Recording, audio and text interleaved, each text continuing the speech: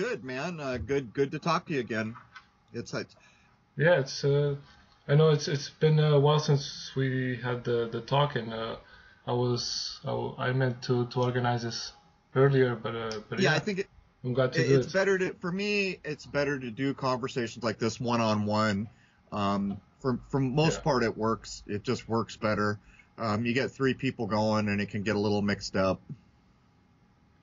Yeah, and it's I understand that, and then it's like you start debating certain things, and then you can lose track of, like, if you want the conversation to go a certain way, you can lose track of the topic and just spend time. Well, a lot of people, I do this so often, you realize that you don't want to be dominant, in every conversation, there's going to be a dominant voice. And so, you get in a three-way situation and it just becomes unbalanced a lot because people aren't used to doing this.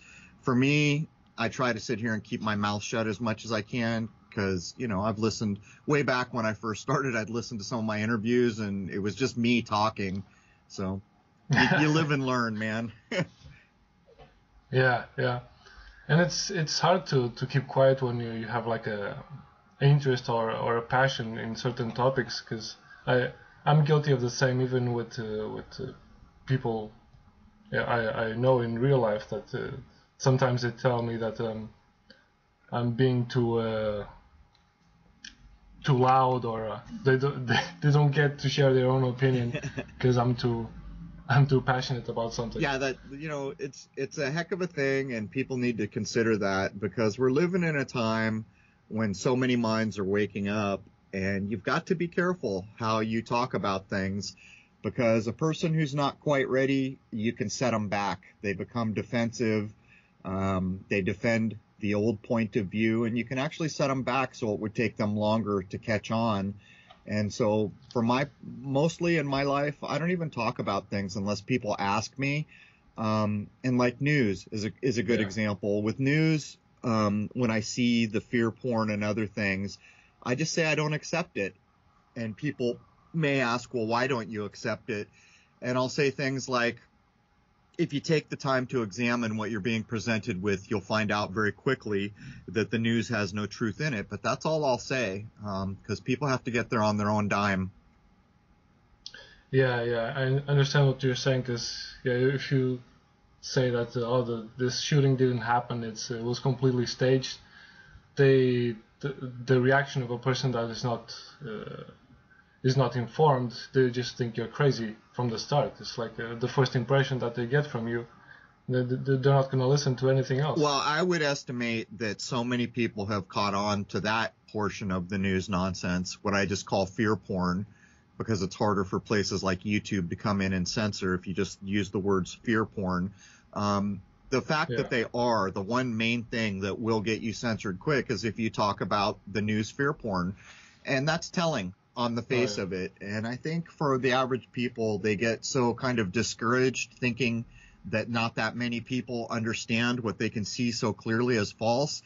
But I think the truth is the amount of censorship we see tells you damn well that tons of people have caught on to it. As a matter of fact, I've got a friend up in Michigan he was driving to work the other day, sent me a picture, and there was an old guy in a pickup truck who had a big sticker on his tailgate that said fake news.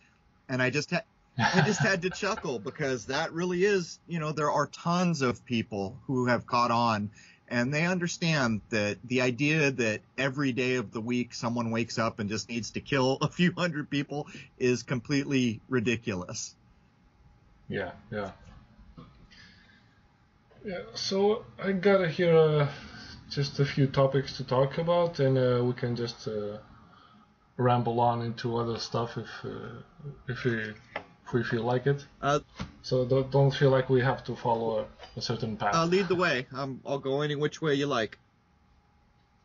So you guys have done a few talks now, podcasts about many subjects. I haven't seen all of the latest ones, but the last one I heard was about the banking system. I think it was the podcast 96. Right. Yeah, and I mean, I'm not gonna criticize the information because it's hard to know what's actually true out there. But I was curious to find out you guys didn't mention the families that are involved in the banking system, like the history of banking.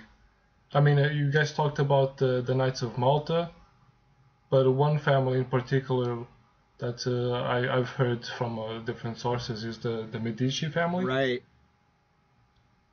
And yeah, I was just curious, why didn't you guys mention that Well, family? here's what happens. We're getting ready to do episode 100. This week we will record episode 100. We've done so many shows that we have at length gone at many family names. And you make a good point, because a lot of the banking information did center around the Vatican. And whenever you get close to the Vatican, you've got to include the names like Medici and all these other things. But part of the problem that we have faced is when we talk about these things, in the forums, it just kind of falls down into a race issue where everyone's just hating on races. And I don't agree with that point of view. I will never agree with that point of view. When you see people who are doing the wrong thing, you point at those people, and we don't even need to say the words. Everyone knows what's what. Everyone knows who runs Hollywood and these other things. But when a complete conversation devolves into race baiting, I don't think you're doing anything helpful. But to get back to your main point, clearly we could have gone at the Medici. And as a matter of fact, it's a good thing you brought that up. I'm not sure that we have specifically covered that family name, but we have covered the Black Guelphs and, the Black Venetians, any number of families that were around this. But, I guess it was just a decision on Jason's part when he was putting together the acceptable, mainstream timeline. Yeah, because I understand this topic is very polarizing, because even just simple images that you post on the social media, people will immediately jump on it and say it's the Jews. Right. Why are you saying this? You're a gatekeeper. You're a shield. Well, from what I've been hearing, and I've got some people who are in a position to know that I know in my life. Yeah. What goes on in the comments section on YouTube is going to be used to censor. And so when people begin to get into this race baiting idea, there's going to probably come a time in the near future where all that kind of commenting is used to censor a channel. And that's unfortunate, because that's a tough thing to control. If you have people that want to cause trouble, they can just simply go post Jew, Jew, Jew, Jew, Jew all day long in your comments forum. Oh, yeah. And if the truth is if you want to have an adult conversation and be helpful and help people change their minds, I don't think that's a helpful way to do it. And if you're also risking censorship by doing it, then you're certainly not helping. But I think you make a good point. We could have certainly mentioned the family names that were closely tied to the Vatican, but the whole tone and tenor of that episode was kind of more broad. We were trying to cover many centuries, and if we wanted to center in on the Vatican again, I'm sure we could take easily 2 hours to talk about the initial banking families that owned nearly most of the world at one point. Yeah, because I know you guys did a podcast about the Vatican before. Right. Yeah. So yeah, that's I'm biased because that topic is one of the most interesting topics in my opinion. Because for a long time I was always trying to figure out who was behind all of this, and there was always the popular theories that it was the Rothschilds, the Jews, the Rockefellers, the Bilderberg group, that Alex Jones is always talking about, and some people like Alex Jones, like the other popular guys, and it's like it's a Hegelian dialectic. They have the two sides, and if you steer away from the theory that they are putting forward, you're gonna get attacked, and you're gonna get people saying that you're a shield because you're not saying that the Jews are behind it. Well, that happens all the time, and that's lower-minded to me. That's just a lower-minded idea. So what? You convince everybody that a certain race sucks. What do you gain? But if you show the system to be false on the face of it, I think there's more of a chance there for people just to take on the system. But in episode 96, we had been doing a run-up. All the previous episodes were kind of, in a way, geared to show that every powerful organization that has ever mattered in this world is tracking the sky clock. And that was kind of the intent behind that banking episode.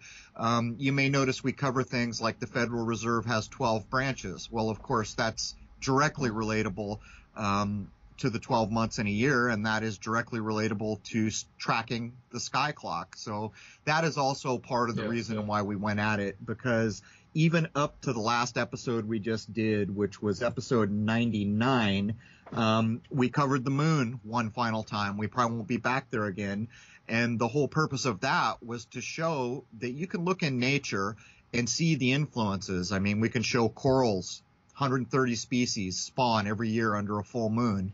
So the main thing here was to show over many episodes that almost everybody in this world that has ever held power and mattered is tracking the sky, and that there's a reason for it. So to be fair, that's been our main push for quite a number of episodes.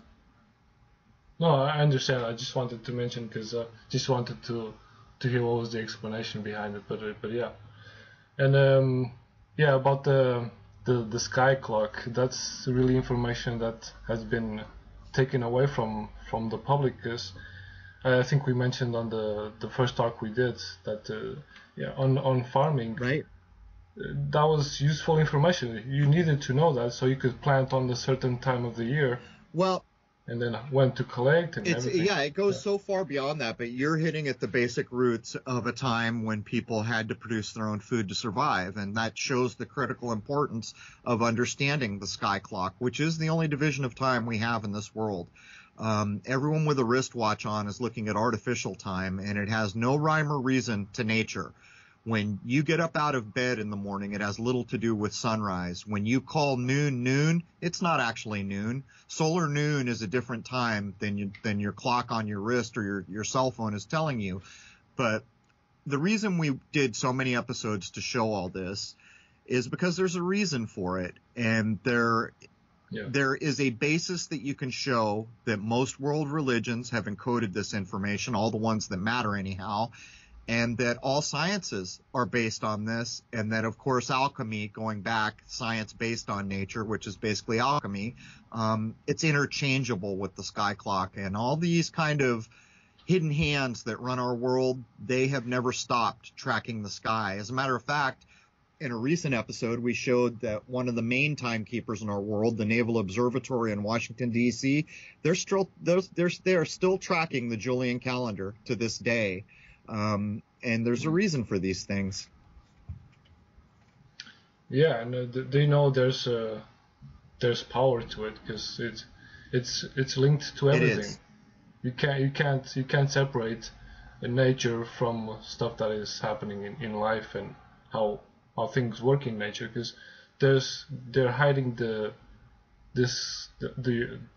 order of nature and how things work precisely, always at a certain level, and they just want people to think that there's chaos in everything, and you can't. Nature is a monster, and it can kill you at any point. Right, it's a true thing, but it gives them a huge advantage as well, because in the same way, 200 or 300 years ago, a farmer knew that he couldn't plant his seeds at Christmas time because they wouldn't grow. He knew he needed to wait for the spring equinox and then plant his seeds.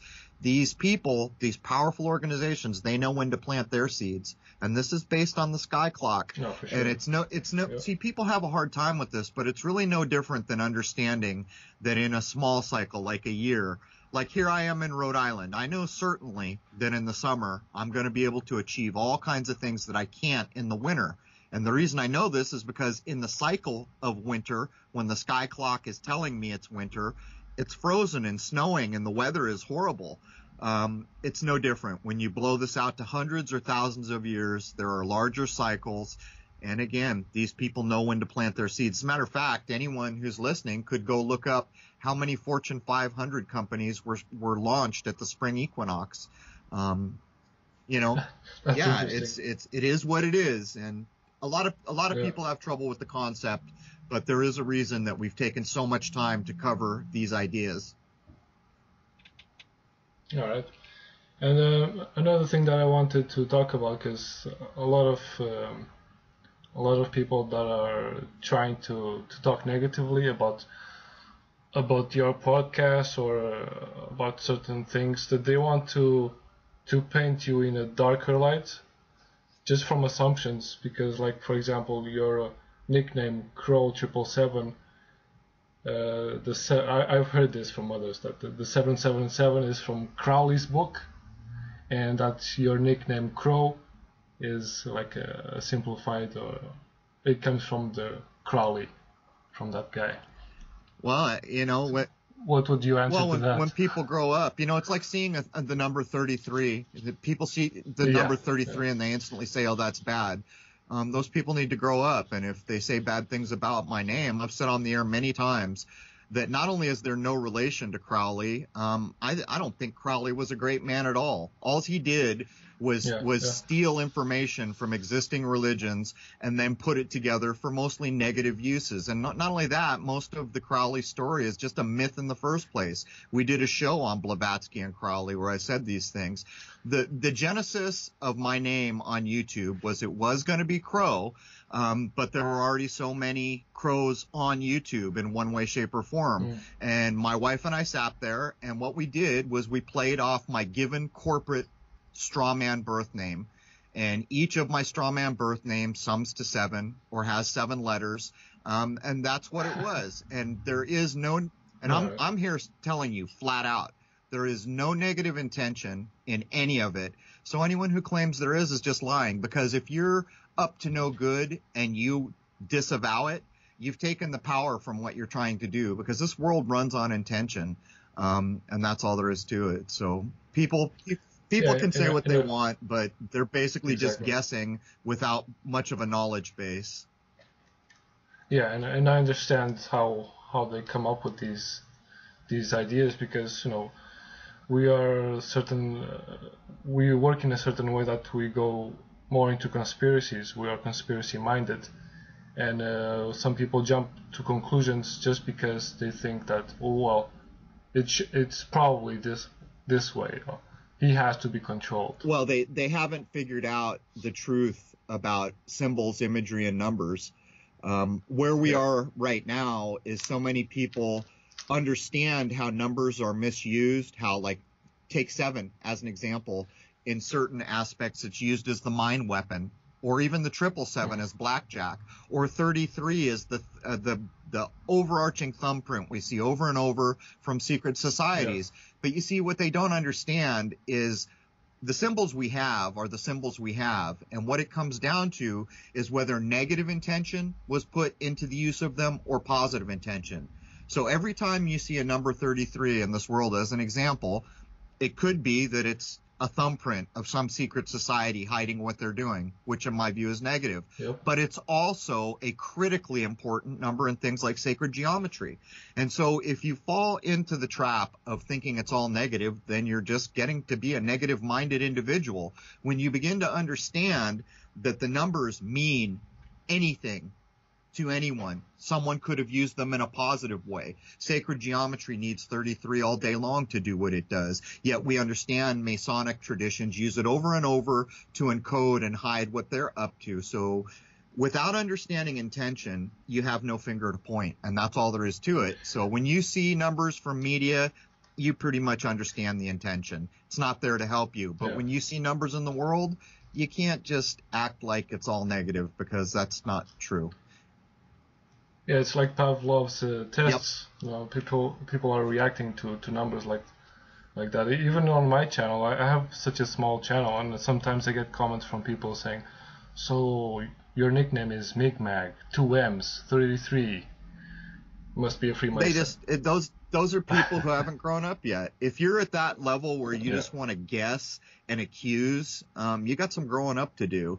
If you really want to know something, listen to the content people are putting out and know something about them. And if you can find negative intention, well, then there's something. But if you can't, then it shows the silliness of trying to take letters out of someone's name and accuse them. That's infantile, man. Yeah, and it comes from the fear porn and the negativity that people get from it, because they're in a negative state of mind, so everything they That's right. see will have a negative impact on them, and they'll push that forward Well, also. it's a bit like So yeah, understanding what the news is and then not growing up enough that when you understand the news is false, what it tells you about the world is that the world is infinitely more peaceful than you've been led to believe. And when you exactly. understand that, your mindset raises to a higher level. But if you want to be a person who walks around saying, oh, the news is bad, the news is bad, the world is bad, you're just playing into what the news is trying to accomplish in the first place. What I Yeah, understand is that the world is way more peaceful than I ever dreamed back before I ever understood that all the stuff is made up out of whole cloth, that there aren't hundreds of people every week that just need to kill somebody. You know, I saw exactly. stats recently that claimed on average once a week for the last 3 years there's been a school shooting. And Yeah, it's funny how they always have to put them out. So it's like they're trying to maintain people. They're feeding people the certain quality of rations, so they stay in the same mental well, structure. you have to have the negative mindset for that to work. When you Yeah, understand that it's all nonsense, you don't fall for it anymore and you become a higher minded person and you're immune to that. But what it also shows is they have to feed the beast, don't they? And not only do they have to feed the beast, they got to feed it more and more and more.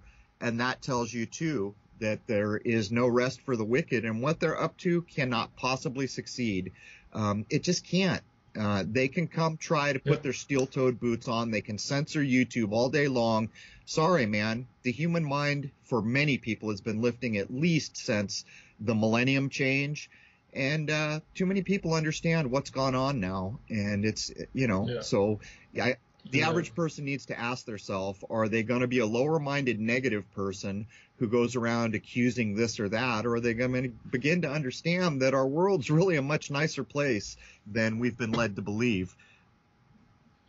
People in fear don't can't think critically. Yeah, They know when you that. understand that there are no nuclear weapons, that the whole basis for that was Marie Curie, who is basically just encoding mercury. When you begin to understand these things, you understand that fear porn has controlled this world forever. When you begin to understand that wars have not occurred in the way they're described, for the most part, you get a different picture. And then you begin to understand that, hey, man, when I go out in the world and I meet people, most of them are very similar to me. They don't want to harm anyone. They're just trying to live. They need food. They want to raise their children.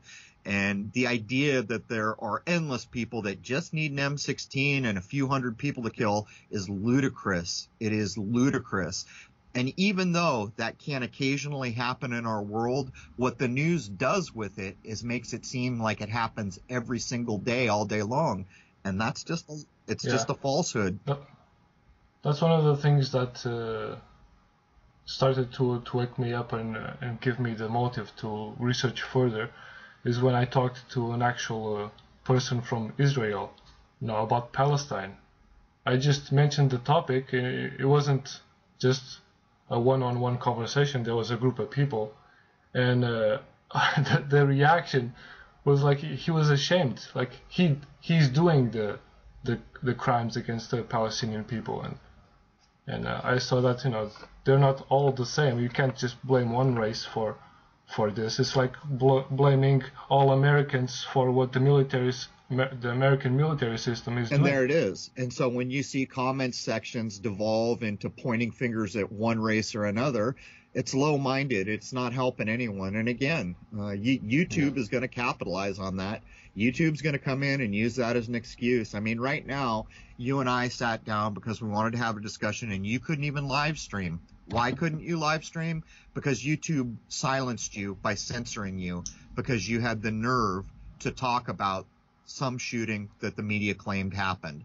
And I'm here to tell you, it's a natural born right for us to talk about anything we want. And as long as we're not injuring anyone, people can go to hell if they have a problem with it. And that includes YouTube. They have no right. They have no leg to stand on.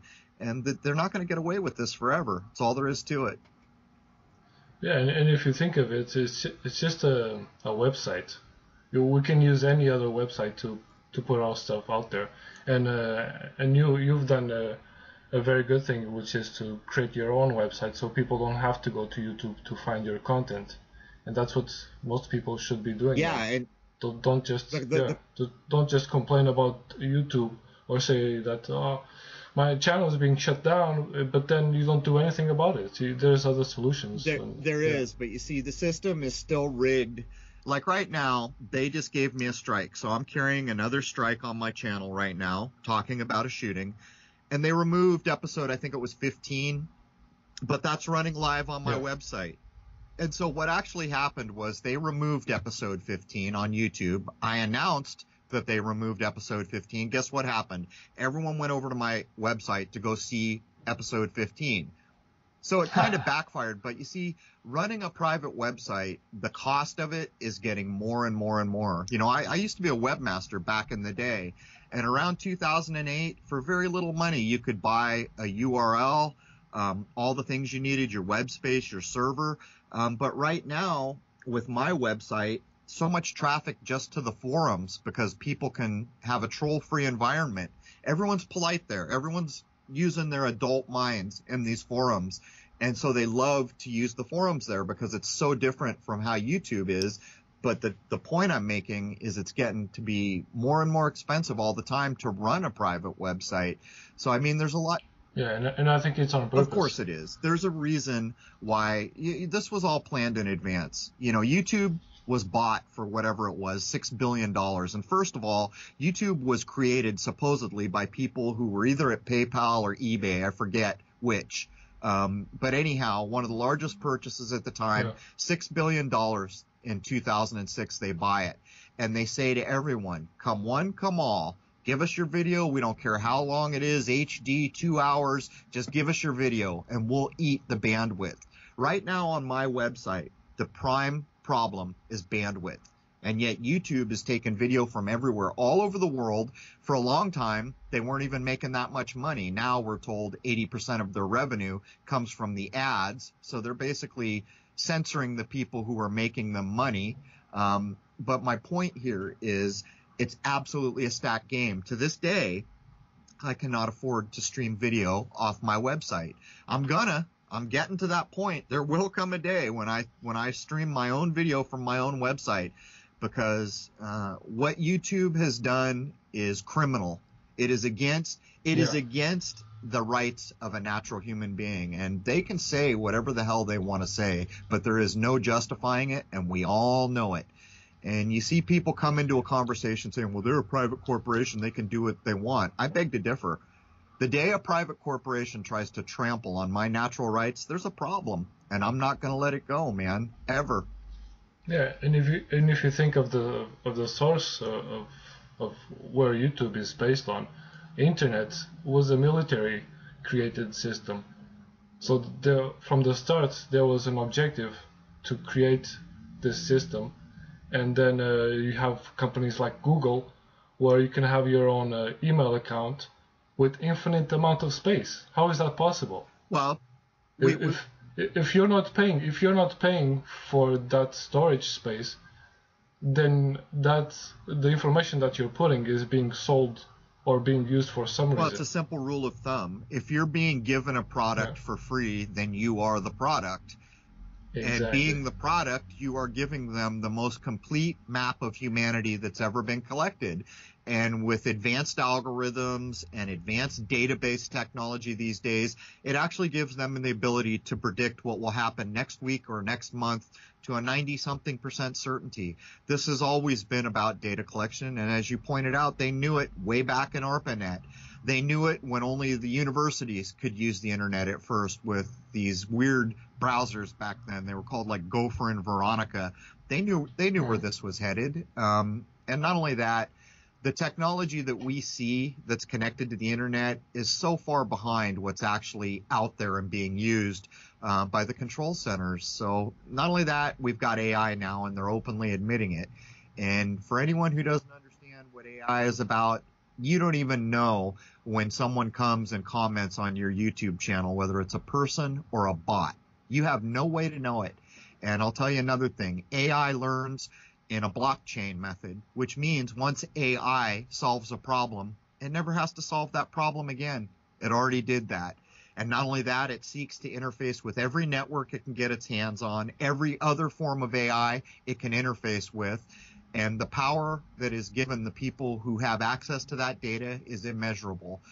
It's almost like handing them a time machine, but beyond that, they can know things about any given person they want to, like the day you will die, what will kill you, what city you'll be in, and what hour it will happen. And these are things you will never know about yourself. Yeah, everything can be predicted with so much of this computer power, because every computer that is plugged on the internet is feeding this system of information. Yep. There's no getting away from it. And the age of AI is going to be one of the biggest hurdles. You know, in the book Dune, they talk about this idea, which is funny because the whole book Dune is basically an allegory for how our world is run and conquered. But they have this thing called the Butlerian Jihad, which is like a war that happened before the book starts. And the whole thing it was about computers. And after that war was fought, you could be put to death if you got caught with a computer.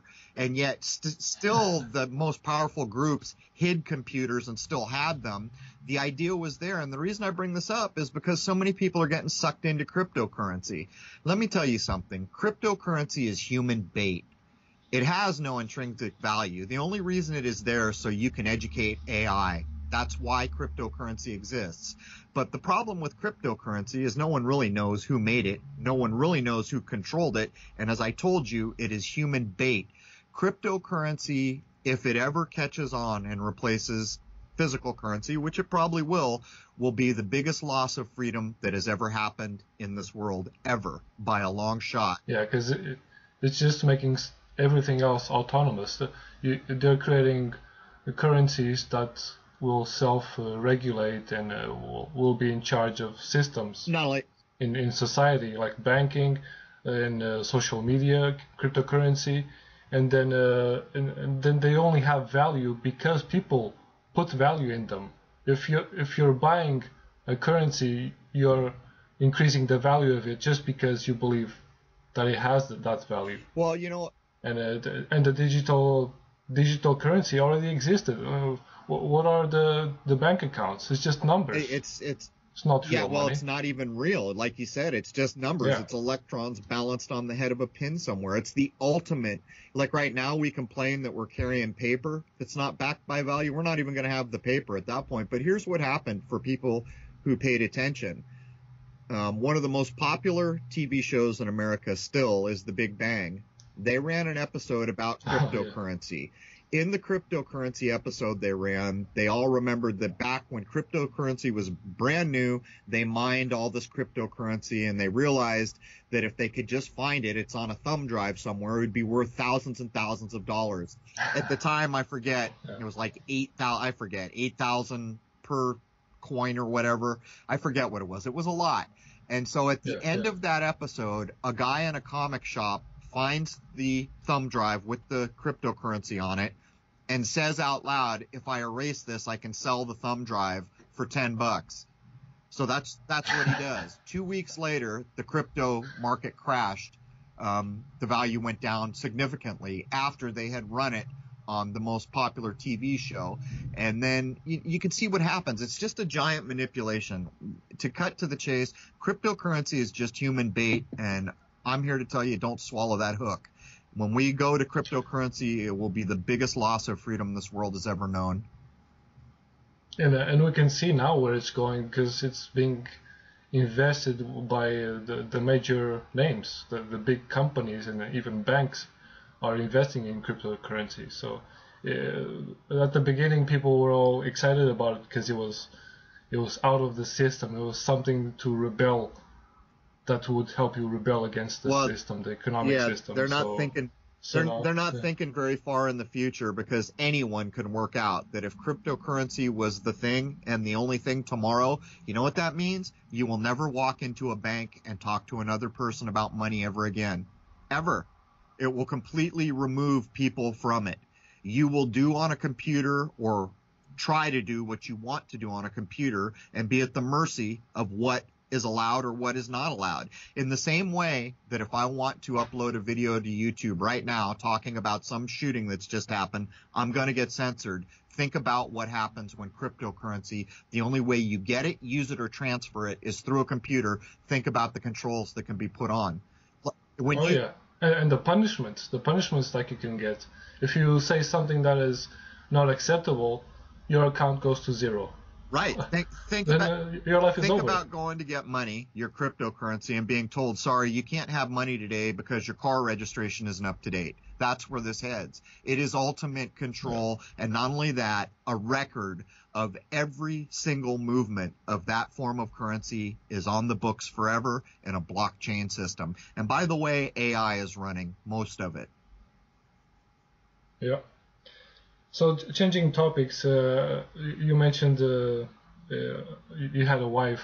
So what does your wife think about the podcast and like the conspiracies in general? Is she on the same page, or does she not go into those avenues? My wife's actually pretty smart. She lives her life pretty much free of this. She understands what the news is and doesn't watch it. She understands what most of the nonsense is. The world watches next to no television. But for the most part, when my wife and I go out, we don't talk about things. We just live our life understanding that there's an illusion out there trying to lower your mind, and we don't accept it. So when we go out, we just have a day. We go out and eat food or go to the beach or do whatever we do, understanding that this world is infinitely more peaceful than we've been led to believe, and that this world is filled with other people just trying to live like we are. And once you get to that level, it's a much nicer place to live in. It's a shame. Yeah, it's a shame to see all the bad things that happen. But the truth is, we can only change stuff that is in our lives. Well, when you begin to live your life and not accept the nonsense, that too has an effect on people around you. Even if you don't talk about it, people understand that you don't accept it. At some point, like I've got members of my family who like to make fun of my podcast, but you can tell by the things they say that deep down they understand there's a there, and that's good enough. They're just afraid. Yeah, they're just afraid to speak their mind. It's a bit like going out to the middle of the ocean and jumping into the water, and you can swim, but you're afraid to let go of the life preserver. It's like that. And as soon as you let go of the life preserver, you understand, hey, man, I'm fine. I just swim. I'm not going to drown. No big deal. Then life gets easier. But for a lot of people, they're not there yet. They need that life preserver. And not only that, fear porn is almost like a drug. It's addictive. It's almost like people need more of it. And it's a very kind of base mindset. But at the end of the day, most people will end up lifting out of that base mindset, in my view. Right now, in my view, we're at a turning point where there are just going to simply be too many people who understand that all this BS being pushed at us through media is just BS. And there's no coming back from that. There will be a tipping point. Yeah, but was there actually no conversation that you had with your wife that she disagrees with any conspiracy, or just a very polarizing topic of the shape of the Earth? Did that never happen? I think she just, she knows what I talk about. A lot of times, like even right now during this episode, she's off doing something else while I record this. Yeah. And I tell her, we talk about a lot of things, and not all of them are happy things. And so if you want to cruise and go do something while I'm doing this, better on you. But she's aware of everything, but it doesn't affect us because we just don't bring it up. It is what it is. All right, so she doesn't think that you're crazy. That's good. No, I think that we see pretty much eye to eye, but we just leave it at that. We don't dissect things. We don't, that's healthier. It is what it is. Put it that way. Yeah, I've had some arguments about topics, but that was only at the beginning, because the topic of the shape of the Earth, when you realize that you just want to talk about it constantly.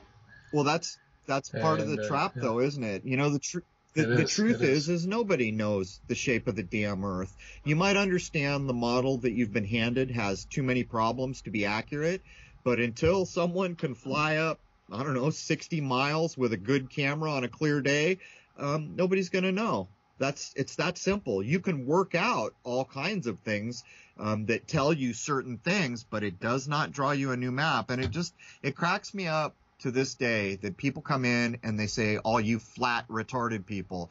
Then all the other people come in and say, all you stupid globe heads. And what's funny about it is neither side knows. Neither side knows certainly how many continents there are. They don't know the shape of the place. They don't know the size of the place. They can't know these things. And you can prove it by putting a Mercator projection next to a Peters projection, next to any number of map projections, and then you will understand they are all different.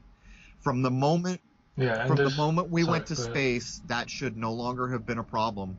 And, we've proven that there is no image of Earth from space. So the truth is, we may understand the models we grew up with have too many problems to be accurate, but at no point does it give us a new map. Yeah, we don't know the exact nature of where we're living on. We can only prove the stuff that we have evidence for. We can prove what's wrong with the model we were handed in high school. That's what we can prove. Yeah. And there's some pretty compelling truths there. But again, it doesn't tell you a damn thing about a new map. It gives hints here and there. It gives ideas. And part of the problem is that for hundreds of years, people have had other ideas. Like look at the Gleason map or other things, which actually are the easiest maps you'll ever use in your life if you want to use them. They're very intuitive. Point is nobody knows what's truly there. And until some person flies high enough into the air and points a camera back down, guess what? The rest of us aren't going to know either. Although over time we may be able to piece more and more together. Who knows? Yeah. The one thing that we can know for sure is that the system that we were indoctrinated in is a system of lies, and there is no actual, for example, there is no actual curvature to present. Well, you can't prove that there is any curve. I agree with you, but you see, that's where I finally set my flag, and I understood the model we'd been handed was wrong because I took a camera over a lake in the desert and I could see too far. But, even if you wanted to make extreme arguments, you could simply say, well, it's a hell of a lot bigger than you thought. It's so damn big that you can't detect the curvature because it's much bigger than you've been told. I mean, you could argue this any which way you want, but at the end of the day, you hit it on the head. The moment someone takes a good pair of optics out to a body of water and measures how far you can see, you know instantly that the curvature model is wrong. That's all there is to it. Yeah. But that doesn't tell you a lot more than the curvature model is wrong. Yeah. Even surveyors, they are indoctrinated to use this system of angles. So they're never actually measuring any curvature or any difference in the shape of Earth. They're just working with angles and working with the assumption that it is curved. Well, a lot of people have gone at some of the really long bridge spans and shown, because they can get their hands on the blueprints, that there was no calculation for curvature put in. There are plenty of engineers. I've known a number of them. As a matter of fact, I know an engineer right now where they have taken their skill with mathematics and geometry, and they don't accept the globe model as it was handed us anymore. They know it to be wrong.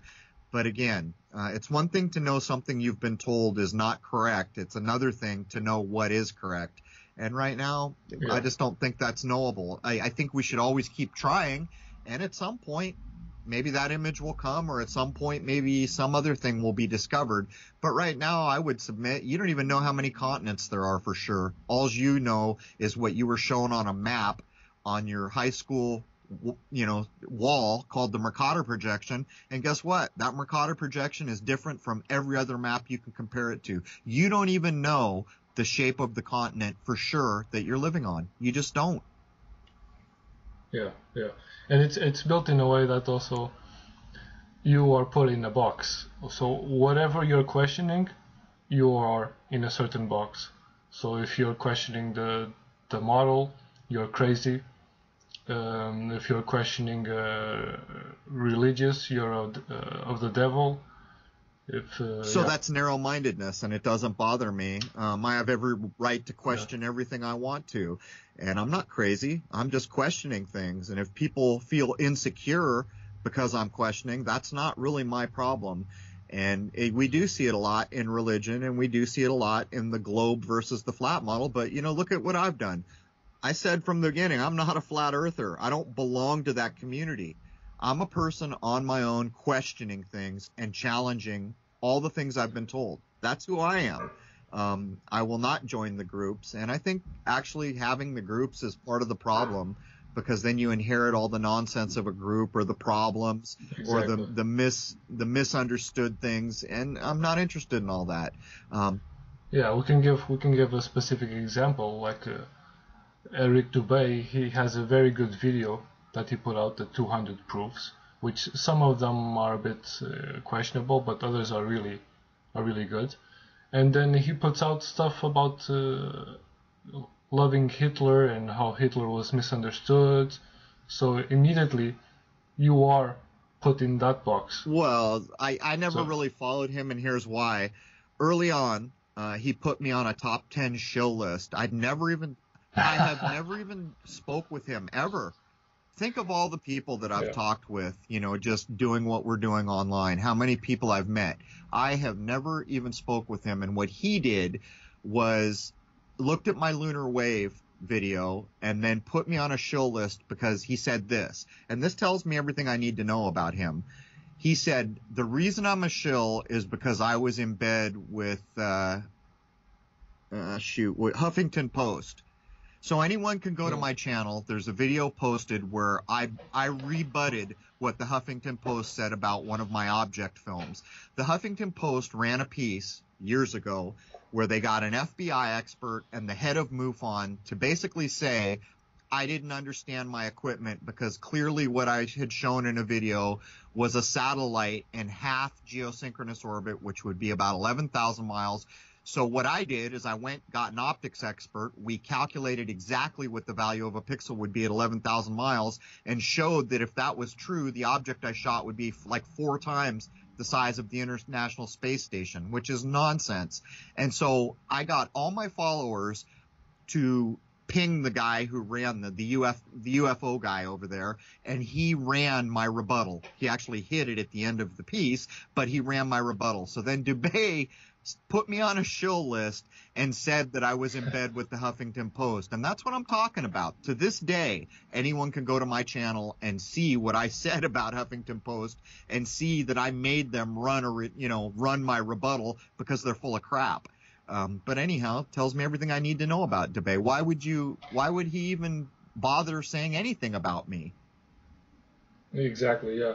It shows the true colors, because I think that's a tactic of pointing the finger at others just to make yourself look better. Well, or look more like he's not what he's claiming others are. There's so much work done these days. I mean, what his father-in-law is a general in a country run by a military junta, or whatever you would call it. Whatever. Let's talk about something that matters. More constructive. Yeah, it's a clown show to me. Yeah, but it's an interesting thing, because it's so much of what the truth community is online, because you're always going to be put in a box, whatever you believe, even if you don't want to be labeled a certain thing, people will label you anyway. But it doesn't matter. Here's why it doesn't matter. When people have grown up and they're using their adult minds, they're not going to simply let what someone else says form their opinion. What they're going to do is go view what's on offer, and they'll form their own views on it. Now, those are the people that matter. Now, if a person like that comes and looks at my content and says, you suck, I can respect that all day long. At least they took the time to form their own opinion. But all the people who, you see it all the time. They come post a video. Someone says something bad about me in a video, and they come post it on YouTube, and they try to get a fight going, or they try to say, see, look, this video proves you're the devil, or some nonsense. It's just people who haven't grown up yet. The only true person that matters is the person who looks at what's being said and forms an opinion based on their evaluation. That's it. If you want to look at some YouTube video where some clever person tries to make you look like Hitler with horns and that's how you form your opinion, I'm here to tell you, you got a ways to go before you understand how this place works. Yeah. So changing topics a bit, I listened to our talk before we started, and you said something about that you were working somewhere, and then after 9/11, people got fired. Yeah. I was curious about that because I heard people say, "Oh, he was involved in the 9/11 plot or something." And more geniuses guessing at something they don't know because they don't know me. I was in a digital firm did some of the first banner ads that had ever been on the internet. As everyone knows, after 9/11, almost all advertising places laid people off. This was an internet startup, so it took it particularly hard. As a matter of fact, the company ended up going under in the long run. That's that. All right. But how did that happen? Like, because of all the attention into 9/11, people were not spending money on advertising? Well, not just that. If you remember back, for people who can remember back, it was not only advertisers, particularly internet advertisers, because it was a new thing. They all took a hit. But before 9/11 happened, for some reason, the advertising market was already declining. But you see, these were the first like banner ads and video ads that had ever gone out on the internet. Little did I know what a pain in the butt all that would become later, years later. But the point is it was a startup. And so after 9/11 happened, so few people were spending money on a new thing called internet advertising and other things too. Like, do you remember what happened to travel agents? Very few people remember that before 9/11, there used to be all kinds of travel agents all over the United States. Now there are very few, and they don't do the same things they used to do. Part of that is because we can book flights from a phone on our own now, but that is the dividing point. When that happened, people quit spending money. Do you remember, who was it, George Bush telling people what they could do about 9/11 was to go to the mall and spend money? Do you remember that? That's what we're talking about here. After it happened, a lot of people quit spending money, and advertising was one of the places hit hardest, and the brand new concept of internet advertising was nearly decimated. And in that, some controlled places like DoubleClick and other places ended up being the giants and the kings. AdSense, DoubleClick. There were a few of them that ended up grabbing control of the whole market because of that. So even that seems planned to me.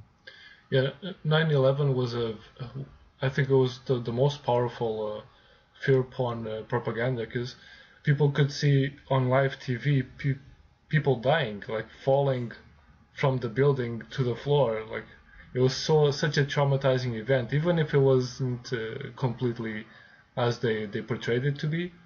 It was still traumatizing. It was. To everyone. Not only that, it changed the whole world. It changed the world we live in. Every country. As a matter of fact, I actually got on a plane August of that year. That was the last time I ever flew normally, like things used to be. Ever since then, it's been this other thing. It's a pain in the ass. It's inconvenient. But think about... nowadays you have to be microwaved to get in the plane. Think about this. What if they did that again tomorrow? Do you think there would be any number of people who fell for it? I don't even think they could. I think if they tried to do another event like that tomorrow, it would flop. There would be too many people who just aren't buying it. Yeah, it will actually work against them. We can hope. We can hope. Yeah.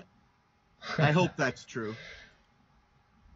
Yeah, but I don't think they need another event like that, because you look at this young generations, they are so self-censored themselves, because like you can't talk about anything to them because everything is a topic that will offend someone. Well, I think it's going to get worse. One thing you'll see is that schools now are becoming police states. They're starting to lock down schools more and more and more on the back of their nonsense. And what that means is there's going to be a whole generation of young people that come through schools and think that's normal, that this kind of police state. Yeah. And when those people get to be our age, if they haven't woken up, it's going to be a different world, because from their point of view, all they will ever have known is too many police that look like militia making you step through metal detectors. And by the way, you can't say anything you want. You see, the generation we belong to, we're not down with that. We understand what free speech is. Those kids now who are being traumatized on the back of false shootings in schools, they're being indoctrinated into a system, and it's a scary thing to think about. When those people get older and older and older, their point of view will be vastly different than what mine was. It's like Animal Farm. It's like the book Animal Farm. It's exactly like the book Animal Farm. Yeah, and they have to do it step by step, because if they try to do it all at once, it's not going to work. They have to work on each generation step by step, going layer after layer, so that the next generation will be divided, will be separated from the previous generation. So they're not learning from the more experienced people. They're learning from the governments, from the media. Well, they've also got another problem, this young generation, where you and I were programmed in our young lives by movies and television. These kids are into gaming, and gaming is like all that on steroids, and pretty soon it's going to be virtual reality. And I have seen the programming that's inserted into these things, so that's a problem too. But what it comes down to is either we're going to emerge as a race of human beings, or we're going to be animals. And so if we lose our free speech and we lose our ability to move freely, the book Animal Farm was correct, and we are about like the sheeps and the pigs, aren't we? But if we are truly human beings, that will never be acceptable. And I suspect, and I choose to accept, that we are human beings, and that there are so many of us now who have woken up to the realities that this will never work. It's just not going to work. It's going to come tumbling down. What do you think about the idea of mass awakening? Because there's always people on social media saying that, oh, if only there was a mass awakening, but that's something. It's like fantasy, because I don't think that will ever happen. Because you have a machine that is feeding people these lies and propaganda. Well, at a speed that you can't compete with. Well, let's look at that logically. I guess I would differ a little bit in my point of view there. If I had to ask you what was the biggest event that woke up the most people, what would you say? 9/11. Okay, what was the next one after that? Had to be Sandy Hook, didn't it?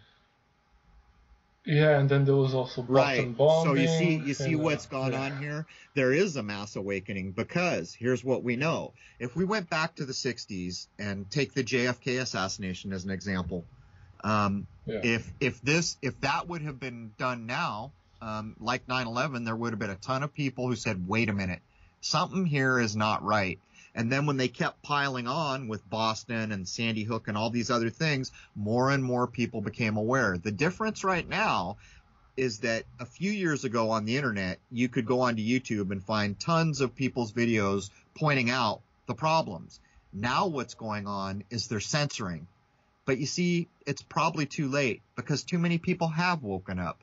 And every time they pile on some other event and the event is more vicious, I think they lose more minds. I think fewer people are confused, and I think more people begin to understand, wait a minute, man, there's something wrong here. That's what I think is going on. In terms of a mass awakening, I think we already had it. I think that the human consciousness really began to change sometime around the year 2000. Hard to know exactly when, but my point is if they did a 9/11 in the 60s, I think it would have been like the Manson hoax. Very few people would have recognized it. It happened in 2001, and guess what? Tons and tons and tons of people recognized it for what it was. And then all the big events they did after that, each one, more people caught on. Yeah, I hate to be negative, but I think it's really it's not by mistake that things are happening like this, because they know that in each event people will go on either side, and the two sides are controlled. You have the thesis and the antithesis, and whatever you choose to believe, it will lead to the same thing. You either believe that something happened the way they said it happened, or you don't believe it happened that way, but you're still going to live in the system of fear, and you're going to be numb, and you're not going to do anything about it in real life. That only remains true while enough people remain fooled, in my view. When enough people are no longer fooled, and you see, here's part of the problem. We don't control the information system. So when I sit here doing my podcast and try to imagine how many people out there actually are aware of what's been going on, I wonder, is it millions? Is it hundreds of millions? Well, I know certainly that the other day my friend was driving to work and he sent me a picture of a guy with a bumper sticker that said fake news, and the guy had white hair. You see, to me, this shows something. Then when you take all the censorship, that shows panic. When you start censoring in the way that they are, there is no justifying it. What they're basically doing is saying we're bullies and we don't care what you say, but there is no justifying that this country was built, and other countries, on the natural rights of a human being to have free speech, as long as you're not injuring anyone. They made up all these terms like bullying and all this other nonsense to try to deal with it. To me, it's not going to work. There are going to be too many people at the end of the day who have caught on. And you see, the system that's been formed, that only lasts as long as people buy into it and go along with it. When we reach the tipping point that so many people understand the falsehoods that have been going on, that system will no longer function because people won't buy into it. They won't accept it. It will become the butt of jokes. It will become the conversation, the derision in any given conversation. That's what I think. That's what I hope is true, I guess I will say. Yeah, in that book you mentioned about comparing life with a farm. That's really a good example, because that they have control of the farm, and the only way to win this is to actually gain control of the farm or have your own farm. Well, let me rephrase that. This is a battle for minds. You see, it looks like they control the farm, but the only reason it looks like they control the farm is because people believe they control the farm. We give the control. Right. As soon as you wake up and understand that the world is infinitely more peaceful than you've been led to believe your entire life, whoever owns the farm comes into question, because then you begin to realize, hey, wait a minute, I can think or say anything I want as long as I'm not hurting anyone. At that moment in time, who owns the farm starts to come into question. Yeah, you regain the power that you had, like your own independence, your thought process. And that's why they need to have control of our kids. They need parents to be so busy that they need to put the kids in daycares, in schools for so long that when they come home, everybody's tired and nobody's paying attention to each other. Yeah, the whole system is absolutely built to make you waste all your brain cycles. You basically spend a third of your year asleep. Most people spend a third of their year working. And then that other third that's left to live your life, you have to deal with things like licensing your car, paying your taxes, all this nonsense that goes on in our world. So the system is absolutely designed to try to make it so people don't have time to think about reality. But again, sometime around the year 2000, a lot more people began to challenge reality. And that's why it's so telling when people come in and say, oh, you flat earth people are retarded, or you globe earth people are retarded. They're just not grown up yet. Every single person should be challenging everything. That is the process of understanding. That is it. If you want to reach your higher mind, you're going to have to challenge everything. You're even going to have to challenge if 2 and 2 truly equal 4. That's how much you're going to have to challenge to begin to wake up to the reality that's right in front of us that most of us have never seen. Yep. So, all right, this was an interesting conversation. I don't know if you have any topics that you want to mention, like future episodes or cooperations that you're going to be doing. I think Sage of Quay is going to have me on next Monday. He's a nice man. I've spoken with him before. He's closer to my age group, so it's nice to occasionally talk to people who aren't a lot younger than I am. But for the most part, I don't. Oh, Jason is going to be making a film. He had asked me, yeah. Really? A documentary? Well, he wanted to do a film, like a biography on me, and I said I wasn't really interested in that because I didn't think my life was that interesting a biography. But as we talked about it, he said, let's make a film about what happened in 2012 when the lunar wave was filmed and everything that's happened since, and then use a lot of the footage that I have. And I agreed to that. So he's actually starting principal photography. He says he's going to do it professionally. He's going to be filming some other people who filmed the lunar wave and things like that. So that's going to be coming. I don't know how long it will take. I think his goal is to finish it this year. Yeah, that's very good, because if you guys even have DVD sales, that could fund your website to be more independent. Well, I think the main point, Jason even said it himself, that he's not doing this to think it's going to be a moneymaker, but more to get our point of view. You know, it's like you said, all these people come and say, Crrows this, Crrows that. They don't even know me. So how do they know anything about me? What this does is allows us to at least tell the story of the people who were there. That's the main idea. And yeah, you know, wherever it goes, it goes. But the main purpose is for the actual people who were there and experienced it to actually just say their point of view. Because as you pointed out, there's always going to be some diaper-wearing kid in the room that wants to notice 3 sevens and be pretty sure he just saw Satan, you know? Yeah. It goes with the biases of each person, and if they're able to think individually. That's right, but that time is coming to an end. People are growing up. We're entering an age of higher-mindedness. If I had to make a prediction, I would say that tyranny dies in the age we're in. I don't know if I will live to see it. Maybe I will, maybe I won't. But I think a lot of things are going to come to an end in this age. And the reason is because the human mind is like a tide, and right now the tide is rising. And I don't give a damn how many levees and things you build to try to block it.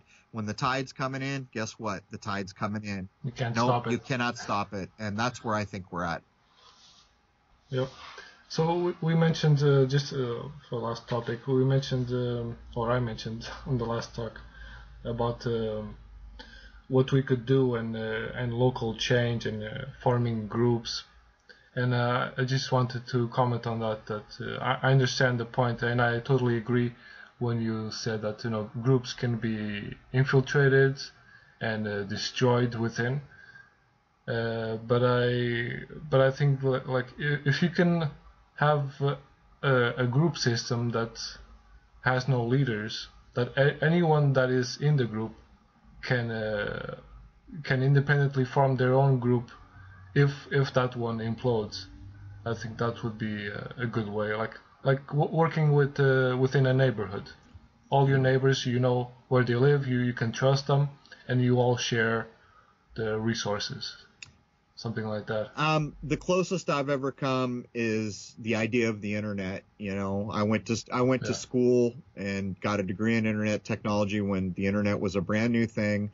And the one thing that's always struck me, and the one thing that makes it a powerful tool by the people who misuse it, is it's decentralized. Even the military idea of the internet was supposedly that if a city got blown off the map, email would still get delivered because it's decentralized. It goes any which way. It goes out 1,000 directions, and the one way that makes it becomes the delivery path. If you wanted to form loose networks of people, which I won't even call groups, it's like a decentralized association with people where there is no name for it, there is no leader, there's just communication. To me, I think that's maybe the best you can do. The main goal in my book is to give the opportunity for people to change their mind, whether that's information, a point of view, or whatever it might be, and it's different for almost everyone you'll meet. I think those are the important things. Yeah, I agree. All right. So, do you have anything to mention before we No, I'll just close up by saying right now I'm carrying one strike on YouTube, but people can still find me at Crrow777 on YouTube. And we're about to do our 100th episode. I can't believe it. I haven't had a vacation in all this time. It takes so much effort to do a show a week. People have no idea, but we're about to do episode 100 and Crrow777 Radio, the podcast. is doing very well now, independent of social media, and that was the goal the whole time, was to try to start pulling away from social media. All right, awesome. So let's do this some other time, in a month or two. Thanks for joining me. All right, man, say the word. If I have time, I'm happy to come on your show. It's always good to have a talk with you. Anyhow, thanks so much, and I hope you have a great day, man. You too, Cheers. man. Thanks.